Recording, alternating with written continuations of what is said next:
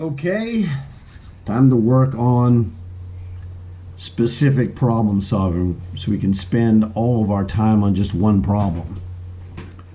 So, if we do it tournament style, it means we don't make our moves until we have concluded what we need to conclude beforehand, just like in a tournament game. You don't fiddle around with the pieces, which you can do, but you don't gain as much from it. So I'm going to run through this verbally so you can try to work on your visualization to visualize the moves on the board as I speak them. So we look at captures, we look at checks, we look at piece contacts, threats, and also board situation. Now, right off the bat, board situation jumps out at me, and that's queen to c1 is checkmate. Okay, I always look, when I look at a problem, I want to see what jumps out at me, because you never know. It tests your your observation, and as you gain in powers, your observation, what will jump out at you will improve over time. You don't have to worry about it. You don't have to work on this specifically. This happens naturally. So if you did not see queen to c1 check as the outright threat that's dominating the board for either side, then it's just a symbol that you need to get better. It's okay. There's another thing that jumped out at me too, which was knight takes g6 check. Unfortunately, he's just going to take my knight, but that also jumped out. So if you saw knight takes g6 check, that jumps out at you. That is actually good. Okay, so anyway, well, we'll look at checks. We see that knight check. We have rook d8 check, and that's the only checks that we have. Captures. Again, we saw knight takes g6 check. That's a capture. Knight takes c6. And that's also the end of those. Piece contacts. Well, we can go like knight d5, attacking the queen.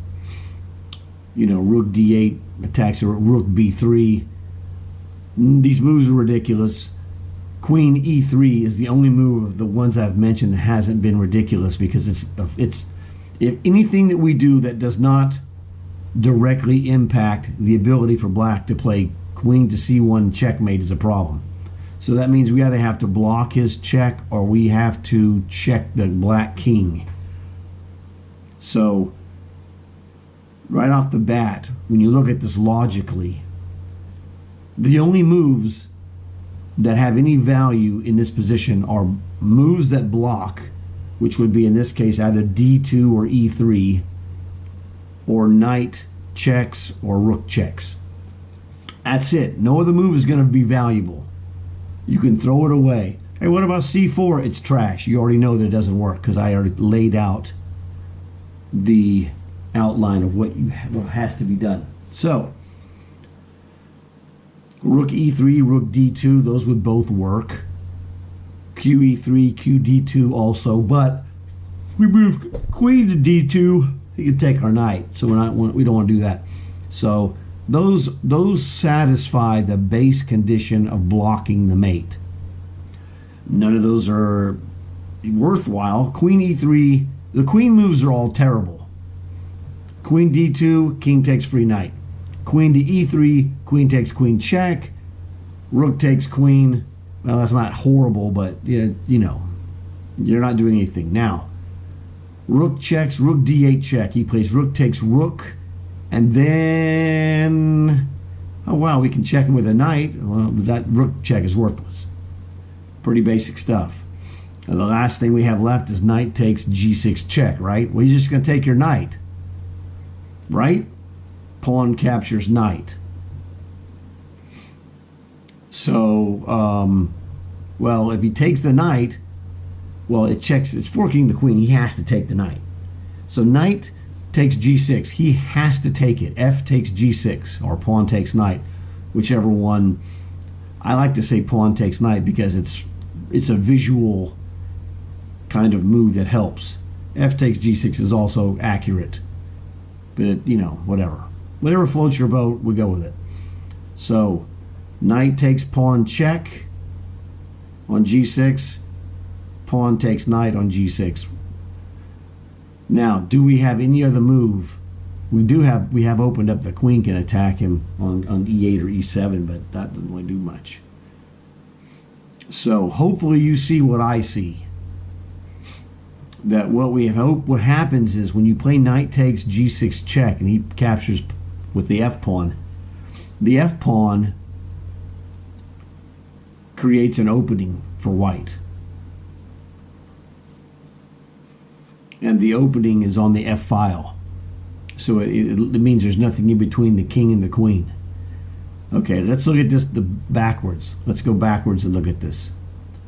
What happens instead of playing knight takes g6 check?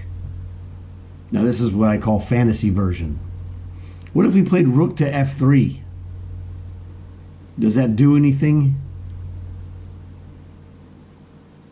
Well, he's just going to move his queen, right? So it doesn't really do anything in the context.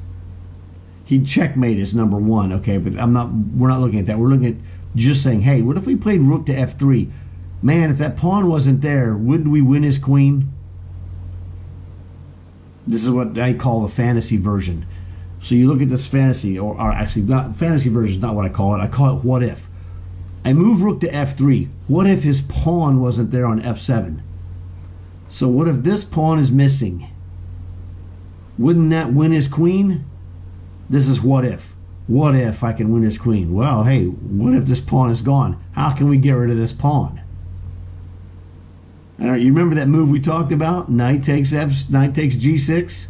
Watch this.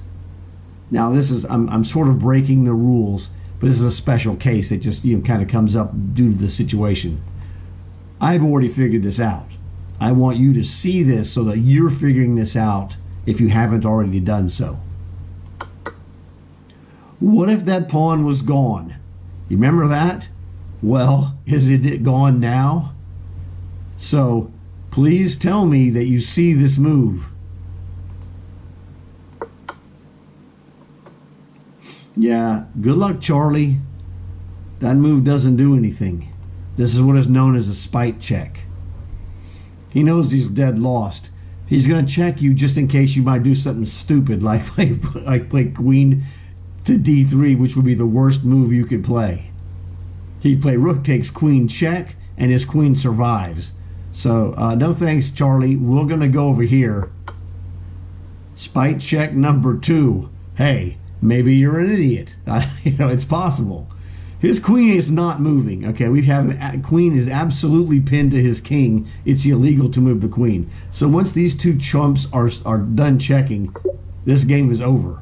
Okay, and these are known as spite checks because these offer traps. Is what they are.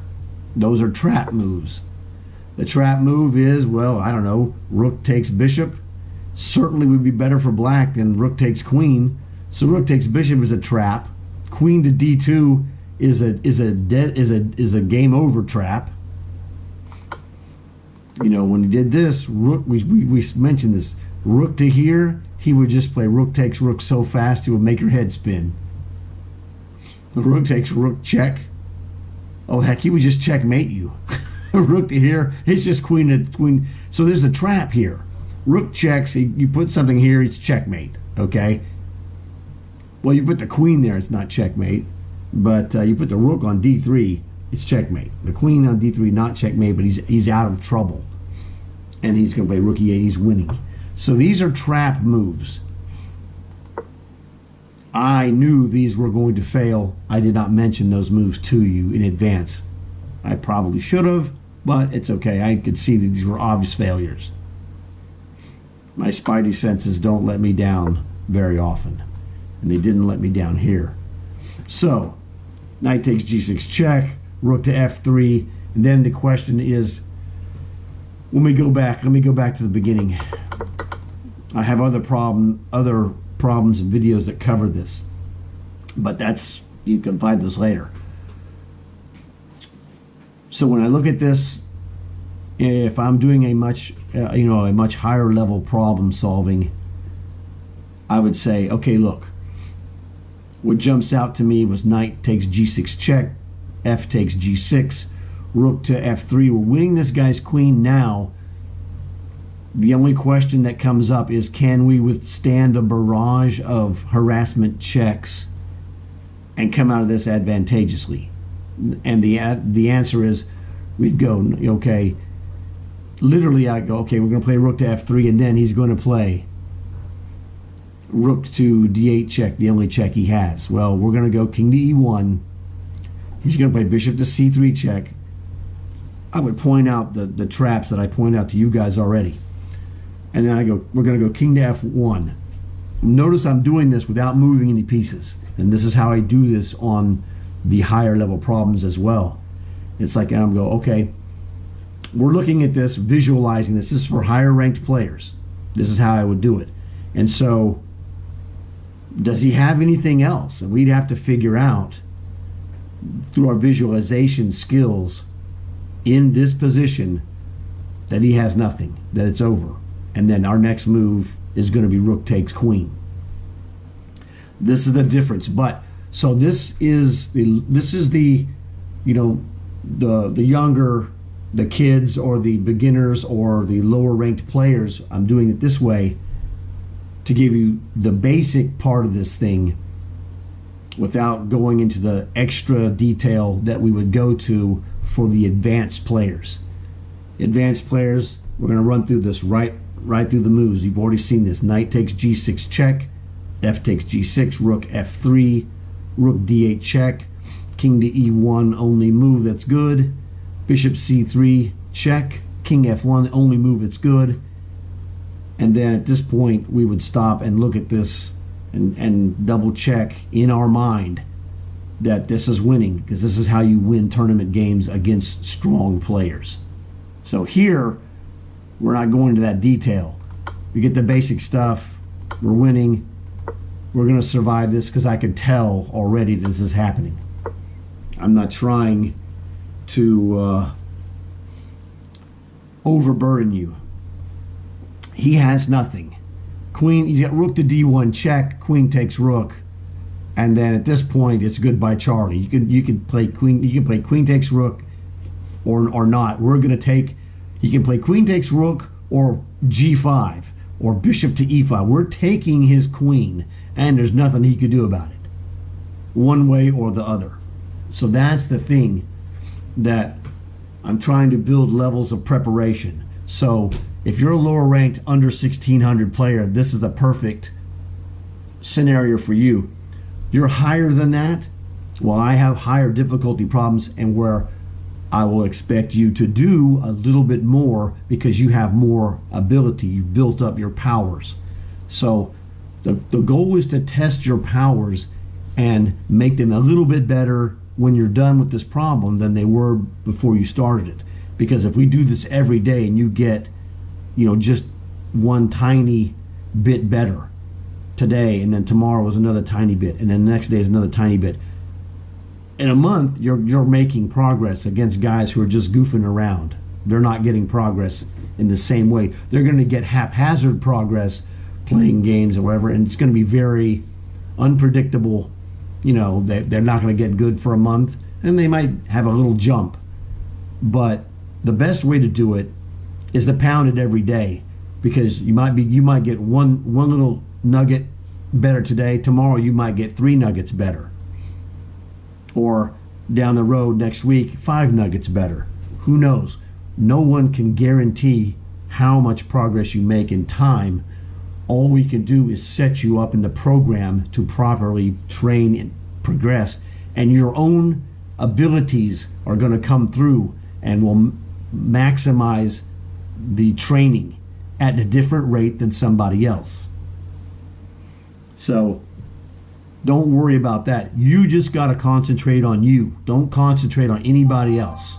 It's just that simple. Be the best you that you can be, and let everybody else take care of themselves. If they want to try and rattle their brain trying to match you, good luck with that. You get on your train and you roll down the tracks. That's what I say. So hopefully this helped you out. This is a pretty good problem. You guys know what to do. Subscribe before your rivals do. If your rivals subscribe, they're going to get better faster than you. Well, maybe. Hopefully not. But you guys know what to do. I'll talk to you later.